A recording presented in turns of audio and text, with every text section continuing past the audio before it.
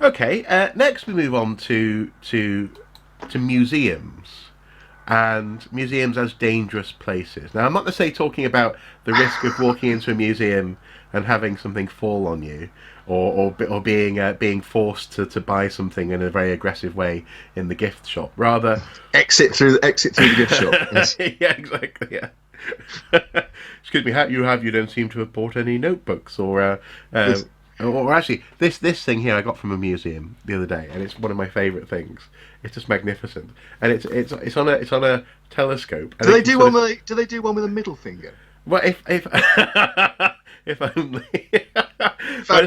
I just love the idea of this sort of hand coming up out of nowhere and just sort of poking you in the nose or something. Um, so yeah, you can get all sorts of stuff in museums, but we're not talking about hard Hang sales on, tactics. is that collapsible? It is, yeah, yeah, telescopic, yeah, yeah. It's brilliant. It's a bit over-engineered, isn't it? I love it. I love it. I can sort of point at things up there. I can hassle the dog with it. Anyway, we're not talking about hard sales tactics in museums. Rather, we're talking about a headline from the website The Spin-Off, a New Zealand-based journal, a journalist collective, which has posited the headline: "Museums are dangerous places," in so much as they are places where a curated and in that sense edited version of history and narrative is presented to the public, to the museum going public. In this case, in New Zealand, there's a strong sensitivity to the balance between colonial narratives and the narratives of those people who were the original residents, the Maori and other groups who were actually part of the cultures who met with these colonial interests, and what that interaction meant, and how that interaction can and should be presented potentially in museums today. Now, I agree. I agree that in the same way that what we're doing here is curated. We've made choices this month. We make choices every month about the news stories that we talk about, because partly because we're interested in them, and in that sense. This editorial, this narrative decision that's also inherent in museums and in many other parts of life, absolutely will have with it a certain bias of interest, or bias of perspective, or bias of presumption. Do you think that it is right, though, to describe museums as potentially dangerous places as opposed to problematic places? I think to describe a museum as a dangerous place is actually, um, well, it's actually fatuous. Right. And you know, it's over egging an issue which everybody who works in the world of history and archaeology and culture is aware of these days. It, Yeah. you know, it it's basically saying that the old model of museum often embodied racist and sexist, amongst other things, views and attitudes. Hmm. Hmm. It's the African art was presented as a curio rather than as art in its own right and its own Yeah. So, context. so sort of almost primitivism. That's So right. Yeah, yeah. it's the Victorian cabinet of curios. Yeah, yeah, okay. But in fact, at their best, and I think many modern museums are, and particularly the large Enlightenment museums like the Louvre, like the British Museum, which is Hmm. obviously the one I know best, being it's 9 miles up the road from where I'm sitting now. Hmm. Um, they do increasingly wrestle with these ideas of the colonial past, the racist, sexist, homophobic, you name it, Well, but and the issues. presentation of, for example, human remains in That's public, all again, this sort of there's stuff. been a Yeah. transformation in the attitude to the presentation of many human remains, not all, but Hmm. many human remains in the last 10 years. Very many fewer sets of human remains are on show.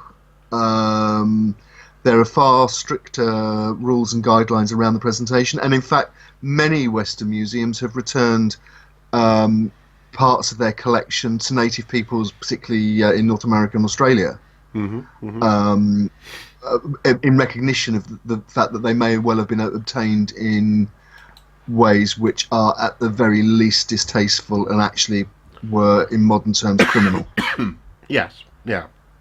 There are sometimes complications over that, in so much as sometimes I'll just briefly outline. So sometimes you may well have a Dutch trader who's interested in these curious little shrunken, varnished heads, and a tribe will sell that to the trader, having taken the head from a rival tribe. So actually, the person-to-person interaction is entirely reasonable, but in terms of a cultural loss, then so the issues can be complex in terms of the minutiae of it, but broadly speaking, yes, it is that. Yeah. That's going on. Yeah. But if I can interrupt for a second, I don't think can be complex, are complex, and that's part of the problem here. We're dealing with an area where there are many different views held with more or less levels of commitment and vehemence, and which also arouse strong emotional reactions. Yes. So you have, many academics from sort of black and minority ethnic background who are looking at issues of, for example, things like the Benin bronzes that were taken by a British Army expeditionary force from what is now Nigeria in the 19th century, in the late 19th century, and now it's spread across museums in Western Europe, mostly in the British Museum. And you have academics who are looking at both from a very personal cultural view of the legacy of the way black people were treated in Western Europe and by the imperial powers, but also in terms of the development of modern academic discourse and the discussion and generation of debate and new lines of argument. So, it's going to end up in some very knotty discussions. Well, and actually, in that sense, I think this article has a place in those knotty discussions. It's just a case of it is being, as you say, potentially it's also, let's face it, wanting to get clicks as well. So it's using words that will get people looking at it. This is one of the games that people play in terms of journalism today. But interestingly, so the point is that these conversations are ongoing and rightfully so. But also this month we've linked to, or we'll be linking to a couple of articles that you brought to my attention, linked with the V&A and Victoria and Albert Museum. Yeah, so Victoria and Albert Museum, yeah. And Ethiopia, and so what's actually going on there then? In this, just to try and make this connection between museums and other places. Well, it's interesting, and the V&A has got a relatively new director, Tristram Hunt, who was an academic, then went into politics as a Labour MP for a number of years, then left Parliament when he got the job at the Victoria and Albert Museum. Okay. Now, obviously, the Victoria and Albert Museum, for people that don't know it, it's one of London's great museums in South Kensington, along with the Science Museum and the Natural History Museum. It is, as the name suggests, it's largely a 19th century foundation, and it collects everything from from fine art to tables and chairs, clothing and pop memorabilia. It's a museum of physical culture, basically. Yeah. In the it came into possession of material that was captured in 150 years ago at the Battle of Magdala, when a British expeditionary force under General Napier fought and killed, in fact, the then Emperor of Ethiopia.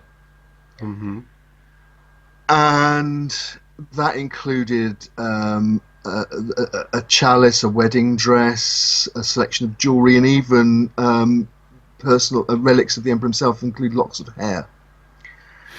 And since Tristram Hunt became director, I don't know if it was happening under his predecessor, but there have been ongoing conversations between the V&A and the authorities in Ethiopia about the return of certain articles, like the personal relics, but also the showing of some of the material. And and also how the material is shown. And in the last few weeks, Hunt has produced an article that was published online in the Guardian, and we'll link to that as well, where he discusses whether museums like his should return artifacts from the colonial period, and argues actually that if you say a blanket yes, then you're at risk of destroying more than you're actually gaining.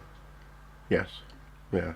Yeah. And as has been, was it the same chap who talked about the movement of artifacts as being a creative endeavour, or I've forgotten exactly. No, that was the director. That was the director of the British Museum talking about the Parthenon marbles, aka the Elgin marbles.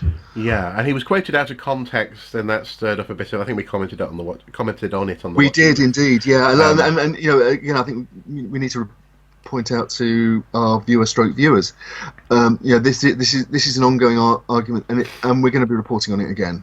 Yeah, without a doubt.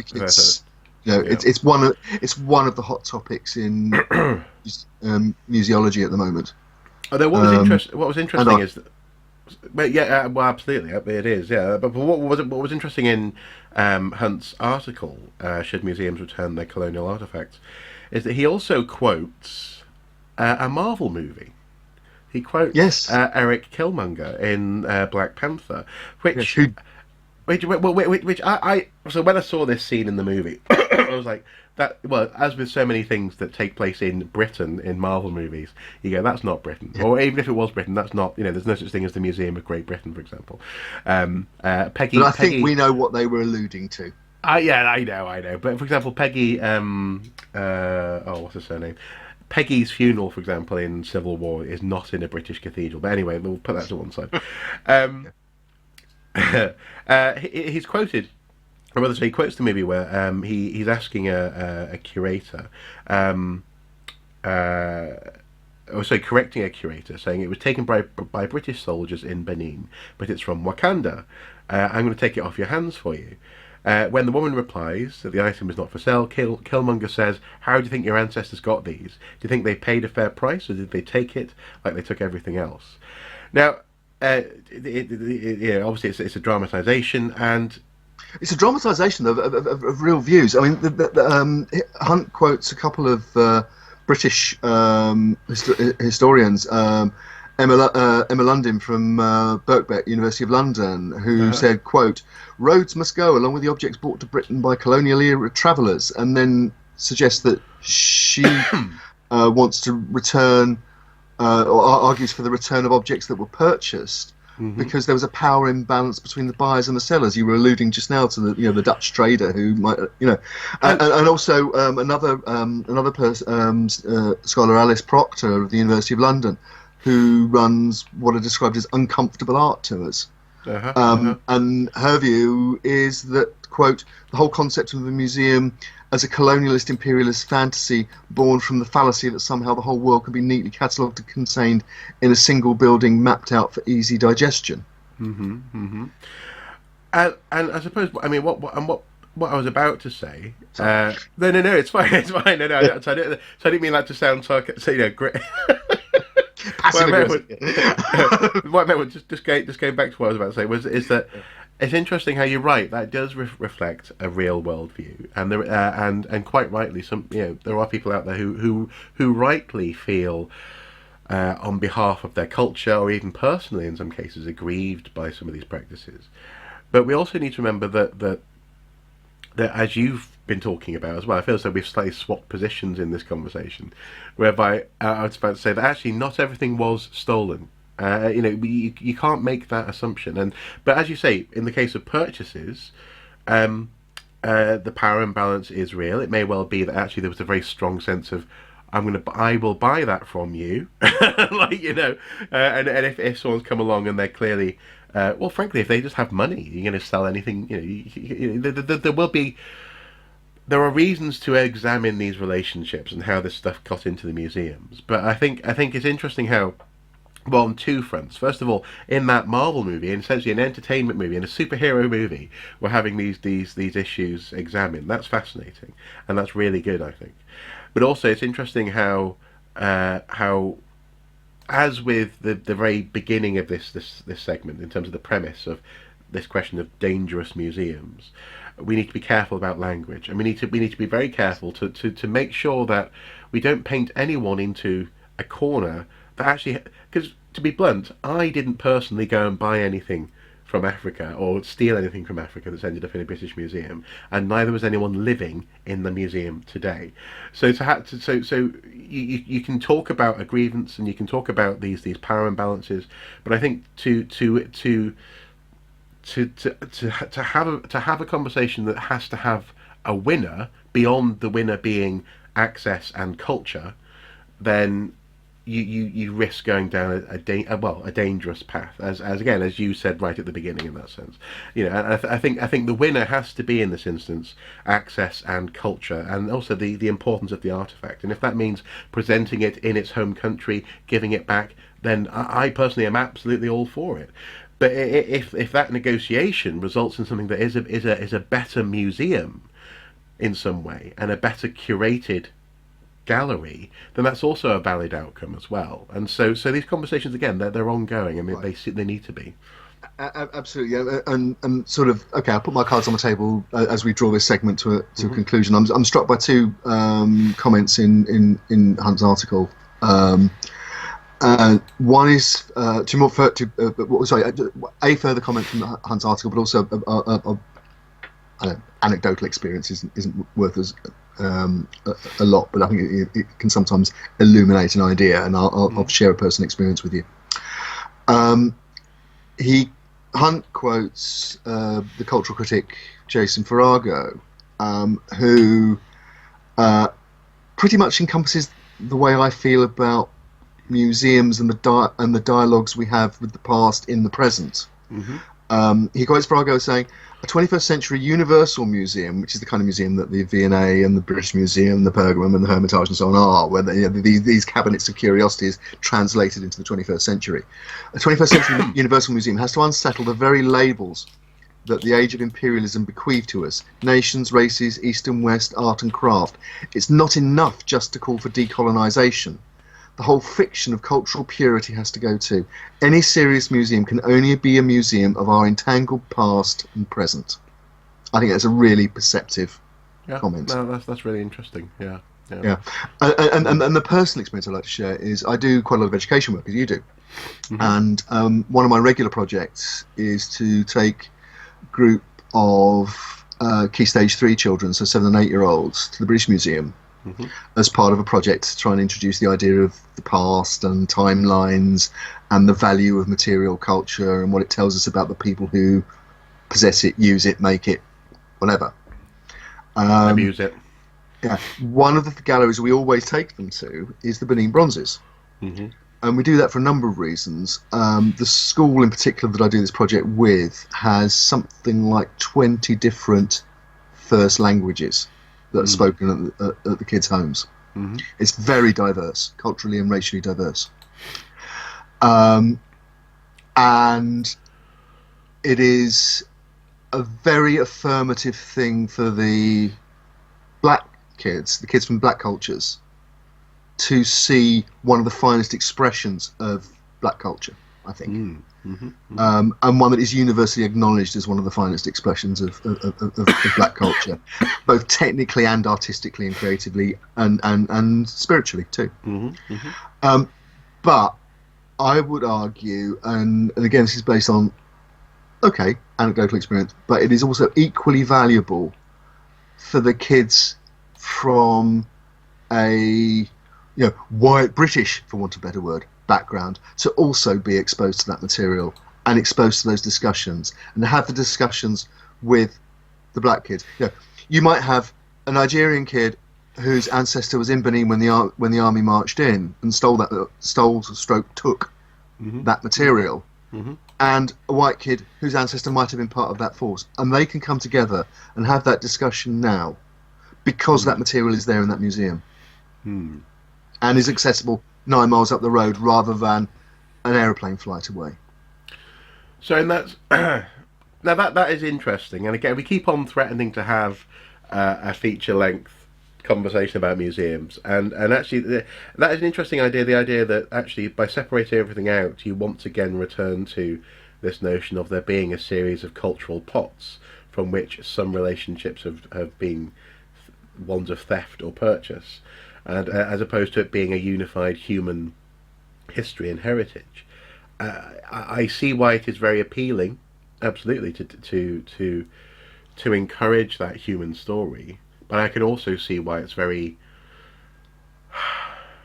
imperative for some to address and indeed redress the issues of theft and especially for example colonialism from the past. So we'll have to return to this, I think. But I think so. I think just very quickly as we draw this segment to an end, I think I must also say that, and again, it's a personal view.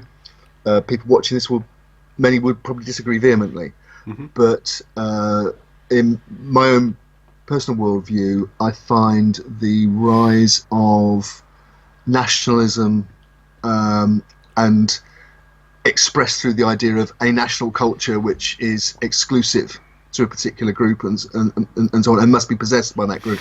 I find that quite disturbing. Well, or indeed, and that's a phenomenon we're seeing all over the world at the moment, from Russia to America to Modi's India to certain politicians in the UK. And I think we have to be very careful. This kind of argument doesn't veer into ideas of separatism and ultimately racism.